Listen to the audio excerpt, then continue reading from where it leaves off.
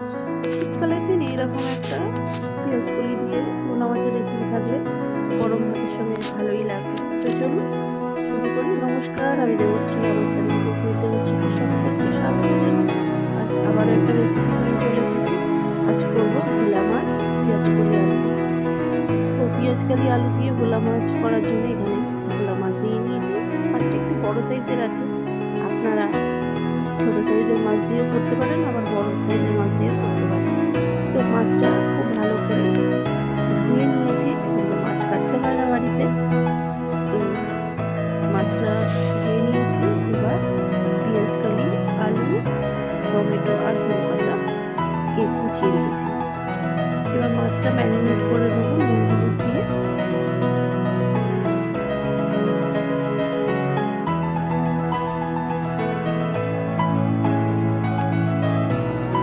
আর বাকি যা যা লাগবে মশলা, সেগুলো আমি আস্তে আস্তে রান্না যখন করবো তখন আপনাদের সঙ্গে শেয়ার করব।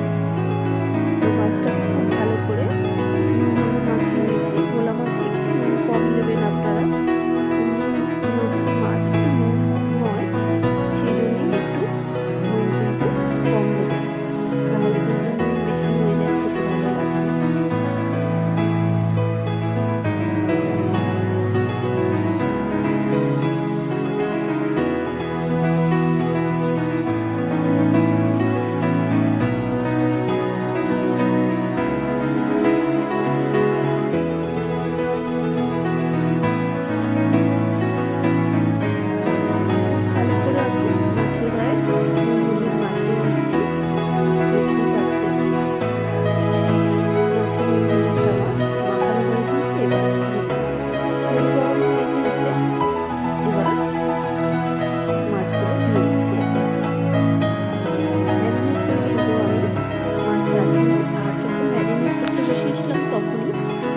তেল গরম করতে দিয়েছিলাম।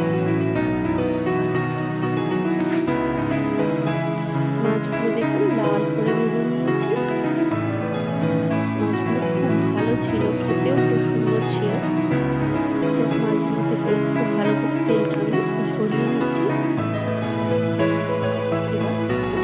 এবার সব মাছগুলো আমি ভেজে নিয়েছি একইভাবে। এবার এই মাছগুলো তেলের মধ্যে প্রথমে আলুগুলো দিয়ে দেবো। এখন কিন্তু পেঁয়াজগুলি দেবো না, তাহলে পেঁয়াজগুলিগুলো গলে যাবে, খেতে ভালো লাগবে না আর দেখতেও ভালো লাগবে না। মাছগুলো যেহেতু একটু বড় সাইজের, সেই জন্য আমি কিন্তু আলুটা লম্বা লম্বা করে কেটেছি।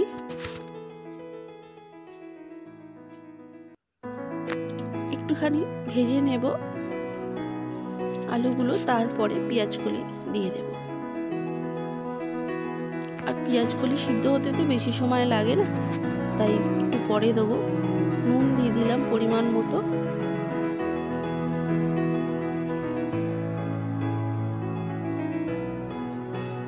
দেখো পেঁয়াজটা কিন্তু আলুগুলো ভাজার পরেই দিয়েছি। শীতকালের এই আলু, নতুন আলু তো, সঙ্গে সঙ্গে যদি আপনারা নুন দেন কড়ার মধ্যে জল ছাড়ে আর কড়ার মধ্যে লেগে যায়, সেই জন্য চেষ্টা করবেন নুনটা একটু পরে দেওয়ার। এবার আমি পেঁয়াজকলিগুলো দিয়ে দিয়েছি। পেঁয়াজকলিগুলো দিয়েও একটুখানি নাড়াচাড়া করে নেব, খুব বেশি নয়। পেঁয়াজকলি দিয়েও আমি 1 মিনিট মতো একটু নাড়াচাড়া করে নিয়েছি। 1 মিনিটের কম সময়, 1 মিনিট নয় পুরো। এবার আদা রসুন বাটা দেবো। আদা রসুন দিয়ে একটুখানি ভেজে নেবো যতক্ষণ না আদা রসুনের কাঁচা গন্ধটা চলে যায়। এটা একটা খুবই সিম্পল রেসিপি, আর আমি সবসময় চেষ্টা করি আপনাদের সঙ্গে শেয়ার করার ঘরে থাকা মশলা দিয়েই। বাইরে থেকে অন্য কোনো ভ্যারাইটি অফ মশলা আমার তরকারিতে দেখবেন না খুব একটা ইউজ হচ্ছে। রেগুলারের মশলার সঙ্গেই আমি কিন্তু রান্না করতে ভালোবাসি। তো দেখুন টমেটোটাও দিয়ে দিয়েছি, আদা রসুনের কাঁচা গন্ধটাও চলে গিয়েছে। এবার আস্তে আস্তে টমেটোটা দিয়ে একটুখানি নেড়ে চেড়ে নিয়ে বাকি মশলাগুলো আমি এর মধ্যে অ্যাড করে দেবো। এর মধ্যে দিয়ে দেবো লঙ্কা গুঁড়ো স্বাদ মতো,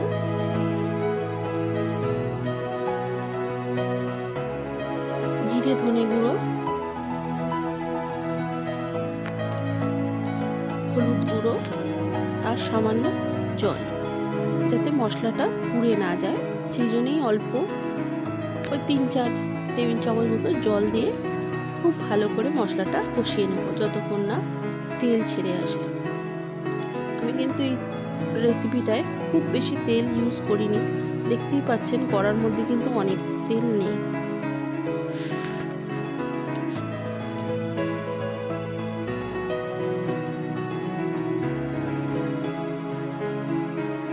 দেখুন খুব ভালো করে কষা হয়ে গিয়েছে। যেহেতু বেশি তেল দেওয়া নেই তাই তেল আপনারা বুঝতে পারবেন না, তবে তেল ছেড়ে গিয়েছে। এবার পরিমাণ মতো আমি জল দিয়ে দিলাম। যেহেতু ঝোল হবে না, মাখা মাখা একটা তরকারি হবে, তাই সেই পরিমাণে আমি জল দিয়েছি। এবার ঢাকনা দিয়ে গ্যাস আস্তে করে দিয়ে রান্না করে নেব, কারণ বেশি জল দিইনি যেহেতু, তাই খুব বেশি জোরে দিলে যেটুকু জল ছিল সেটুকুও কমে যাবে, সেই জন্য। তো চলুন 10 মিনিট হয়ে গিয়েছে, দেখে নিই আলুগুলো সিদ্ধ হয়েছে কিনা।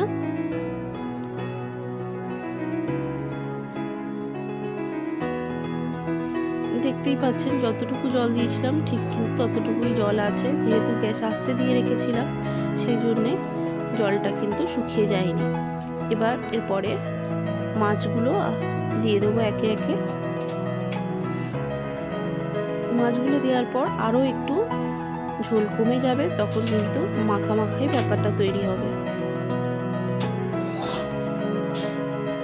এর ওপরে দিয়ে দেব আমি ধনেপাতা কুচনো, দিয়ে আবারও 1 মিনিট চাপা দিয়ে রান্না করে নিলেই কিন্তু তৈরি হয়ে যাবে ভোলা মাছ পেঁয়াজকলি আলু দিয়ে ঝাল।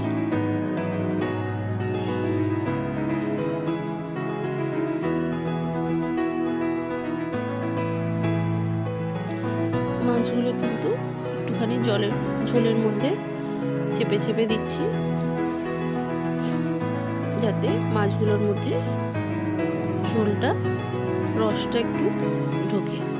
এবার দেখুন মাছগুলো ঝোলের মধ্যে আমি দিয়ে দিয়েছি, দিয়ে এবার একটু চাপা দিয়ে রান্না করে নেব। চাপা দেওয়াটা আপনাদের সঙ্গে শেয়ার করা হয়নি, তবে কিন্তু আমি চাপা দিয়েই রান্না করেছি। চাপা দিয়ে রান্না করলে কি হবে, এই যে ধনেপাতার মাছের যে গন্ধটা সেটা তরকারির মধ্যেও মিশে যাবে, বা ঝোলটা মাছের সঙ্গে সব কিছুর সঙ্গে মিশে যাবে টেস্টটা। তো চলুন, তৈরি হয়ে গিয়েছে কিন্তু আমার ভোলা মাছ পেঁয়াজকলি দিয়ে ঝাল। তো রেসিপিটা কেমন লাগলো অবশ্যই কিন্তু জানাতে ভুলবেন না। আর রেসিপি সম্পর্কে কিছু জানার থাকলে বা নতুন কোনো রেসিপি যদি আমার থেকে জানার থাকে তাহলে অবশ্যই কিন্তু কমেন্ট করতে হবে। আর রেসিপিটা যদি ভালো লেগে থাকে অবশ্যই লাইক, শেয়ার অ্যান্ড সাবস্ক্রাইব করে আমার পাশে থাকবেন। তো চলুন আজকের মতো টাটা, দেখা হবে অন্য কোনো দিন অন্য কোনো রেসিপির সঙ্গে।